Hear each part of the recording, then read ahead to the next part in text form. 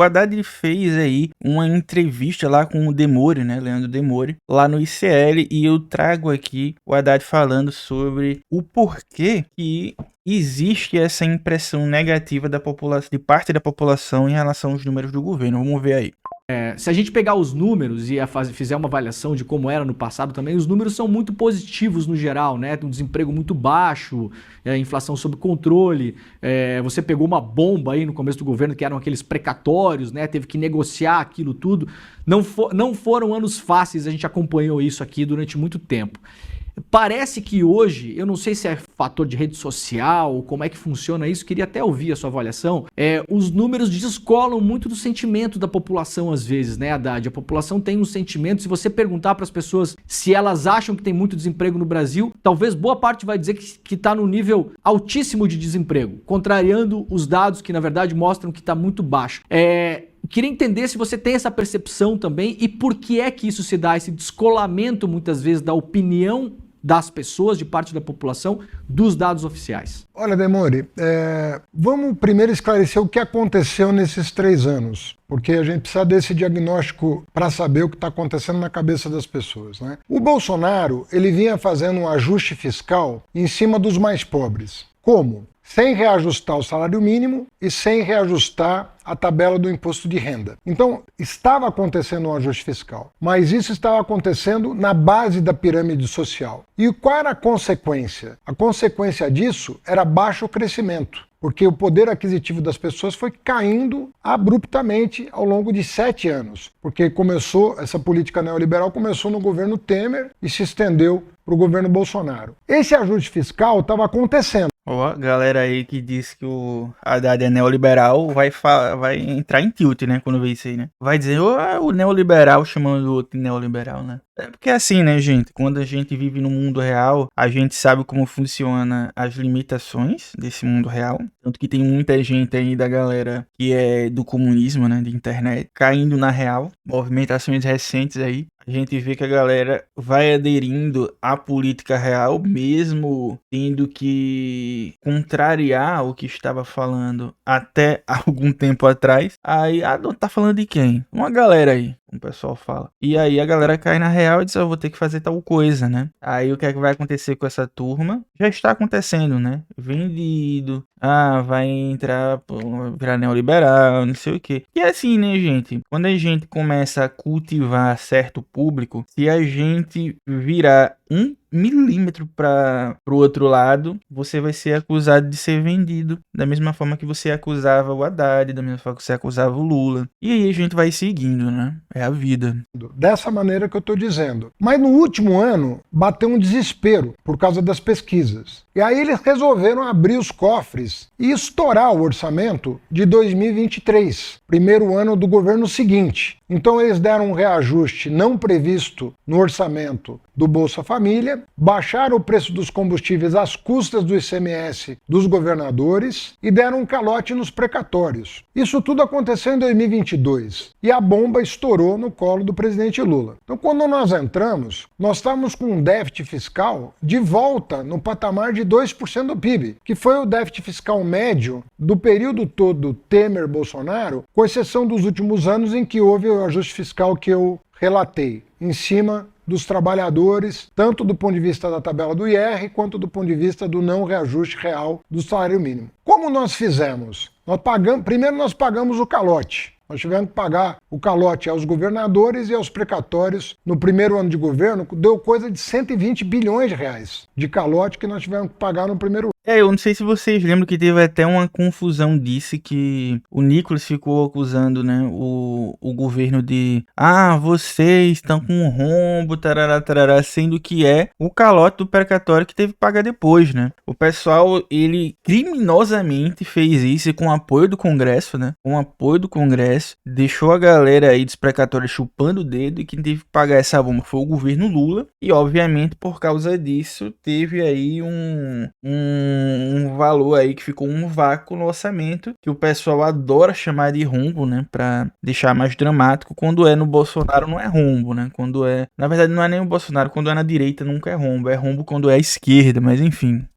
Mas daí nós passamos a a fazer um ajuste fiscal, não mais em cima dos pobres, que passaram a ter reajuste real do salário mínimo, e a tabela do imposto de renda, que atingiu a isenção, a faixa de isenção foi para R$5.000. Hoje quem ganha R$5.000, não importa se seletista, autônomo, o que quer que seja, não paga imposto de renda. Nós estamos falando de mais de 70% da população que deixou de pagar imposto de renda esse ano. Vamos falar um pouco, né? Vamos discutir um pouco sobre isso aí, que é o seguinte. Deixa eu ajeitar aqui o meu negocinho. Essa fala aí do Haddad, aí eu já puxo, né? Por que que a popularidade cai mesmo com as coisas boas? O Haddad tá falando aí questões econômicas e tal, de que distorções de o pessoal pegou pra dizer, olha, aconteceu X coisa, né? A gente tem que pensar também que essas distorções não vêm apenas da direita. A gente sabe que a esquerda radical, e quando eu falo esquerda radical, eu não tô falando todo mundo, tá? Eu sei que tem gente aí que não faz isso, mas vocês sabem que as pessoas muito famosas fazem, né? Quando o Haddad falou aí, a gente começou a ter valorização real do salário mínimo. Começou a valorizar bastante e depois, por causa do acordo que tinha sido feito do arcabouço fiscal, eles acabaram mudando a rota, mantendo ainda a valorização, só que limitada a 2,5% no máximo. Né?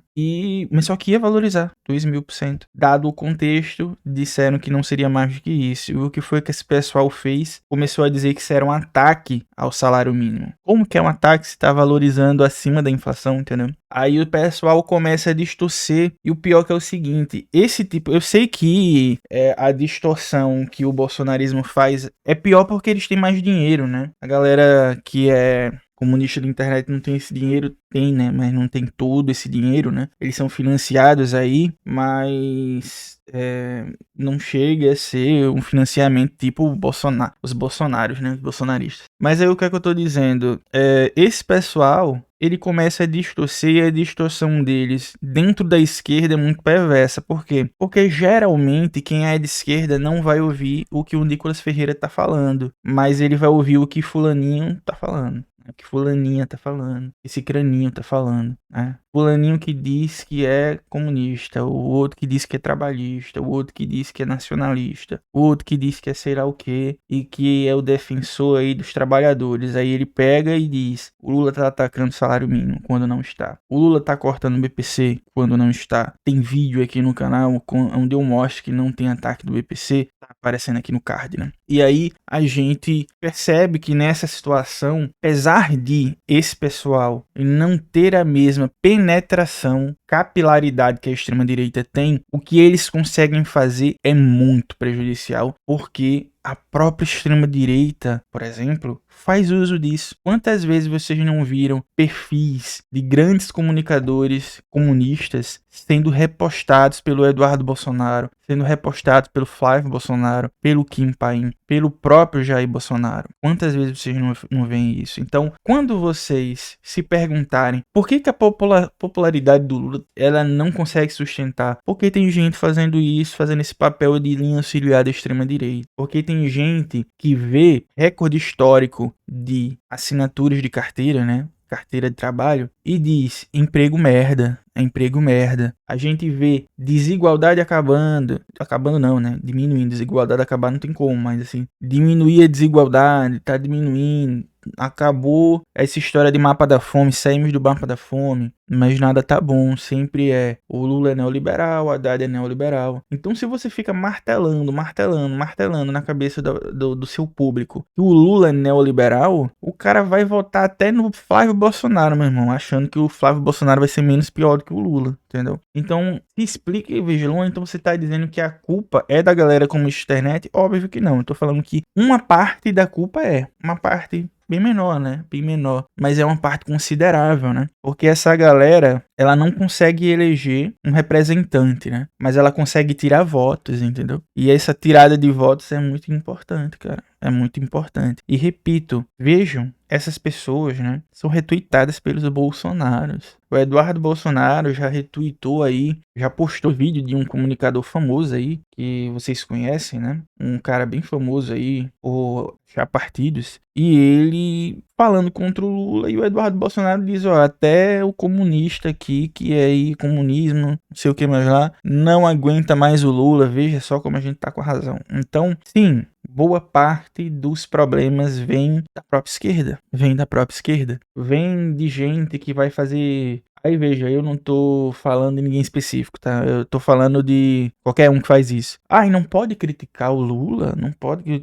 Caramba, quem é que tá dizendo que não pode, né? Quem é que tá impedindo tanto que vocês fazem, né? Tanto que vocês fazem. Vocês criticam. Eu tô falando de todo mundo. Vocês criticam o Lula todo dia, o tempo inteiro. Seja na internet ou não. Né? Vocês criticam no dia a dia, em conversa e tal. Ninguém tá impedindo vocês de fazer isso. Ninguém tá cerceando a liberdade de vocês fazer isso. Aí essa galera fica fomentando isso, gerando animosidade, né, nas pessoas. E parte disso era um sentimento de repulsa também, né, indiretamente pelo Lula. De que, olha, a militância é problemática, os petistas doentes, é a história do petismo terminal, né. Que é só vocês verem como trata a gente que é petista, né. Sim, sou petista, sou filiado e tal, tudo coisa. Aí o pessoal olha pra gente e trata a gente como a gente fosse leproso, né, escória da sociedade. Isso vem de onde? Isso vem da galera que tem esse comportamento de que o PT é neoliberal, de que o PT não presta, de que o PT é um risco. Já teve aí um grande influenciador que, quando o Bolsonaro estava para ser preso, ele postou que mais importante do que prender o Bolsonaro é acabar com o projeto liberal fascista do Lula. Isso é uma pessoa de esquerda? Como é que uma pessoa de esquerda fala uma coisa dessa, né? Não tem o menor sentido fazer isso, mas enfim. Isso aí, tá aí a reflexão. Digam aí o que é que vocês acham sobre ela. Comentem, curta, compartilhe, se inscreva, ative o sino, hype o vídeo, seja membro, ajude o canal, vamos impulsionar aí pro crescer. Valeu, pessoal, até o próximo vídeo.